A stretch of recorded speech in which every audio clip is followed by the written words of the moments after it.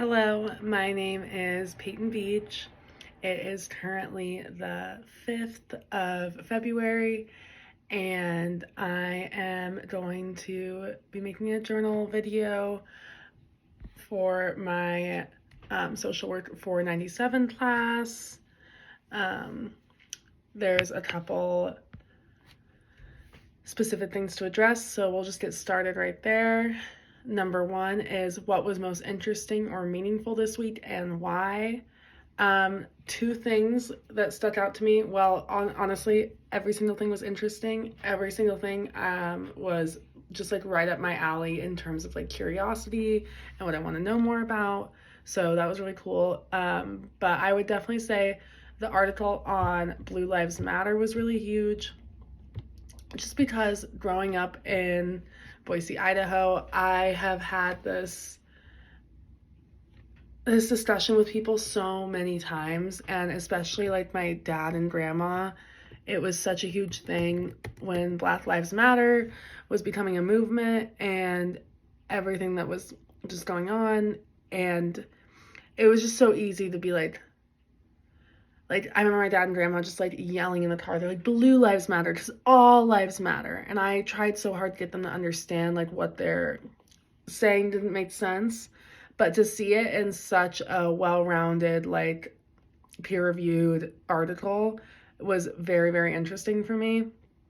And I think it's also very crazy to just like to learn, I guess, why police officers act the way they do and to get into like the psychology behind that, because it gave me like a different viewpoint on them. And it was, my personal opinions are, I'm getting really long on this one. Okay, this might be a long video. Oops, it's supposed to be 2 to 3 minutes. Anywho, it was just really cool to see the psychology behind police officers. He talked about Blue Lives Matter, why that appeals to people. But the video, the TED Talk that the sociologist gave on moving into a neighborhood, and I want to say it was like Philadelphia or Pittsburgh. It was one of them. And actually, like, she used her privilege as a white woman to just put herself there as an observer. What she saw was horrifying. There's 100% in areas largely with ethnicity, there's a pipeway to prison. Like, it's your childhood to prison pipeline. Like, you're getting arrested so early on. That's all you see. That's all you know. You don't even think like college or working a career and like a 6-figure job and stuff is even like possible for you. Why would you? You're basically they act like you're destined to go to prison because they're going to be searching for any way to make you go to prison. It's evil. What surprised or concerned me this week, I think just really like that the TED Talk really, really terrified me, because it really opened my eyes to the disparity between poor like people of color communities versus like rich affluent white communities. I felt I always grew up poor, but I think my family always was able to put us in some sort of like suburban neighborhood, and I'm just really blessed that I was naturally like inclined to be good at school and I didn't need extra help or anything. But it's just kind of crazy to think of like I want to help so many people, and it's crazy to think that there are just like these neighborhoods where they're destined to fail, and it's so frustrating.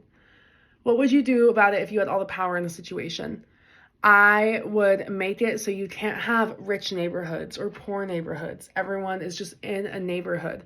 I would look at what neighborhoods are being highly policed and switch it out, because as the lady I can't think of her name right now, but the lady in the TED Talk pointed out that these children aren't doing anything different or worse than affluent like white children.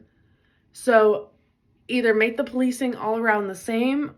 I mean, I don't think I would do that, but you know what I mean? Like, I would add such fairness to it and implement different programs in school. I would give so much government funding to schools.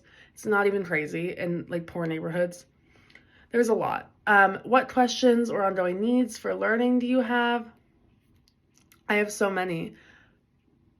I remember in my diversity and social justice class, we talked about like neighborhood slums or like the ghetto areas were literally just because we were not letting people of color purchase a home. We were only letting white people. So like then you have all these like poor neighborhoods where they have to rent and they have to have a landlord because that's the only place they can go. So obviously that's how they were created and everything. But I don't know. I have so many questions. Like it's just like, how did this get this bad? But I mean, I could answer that too at the same time.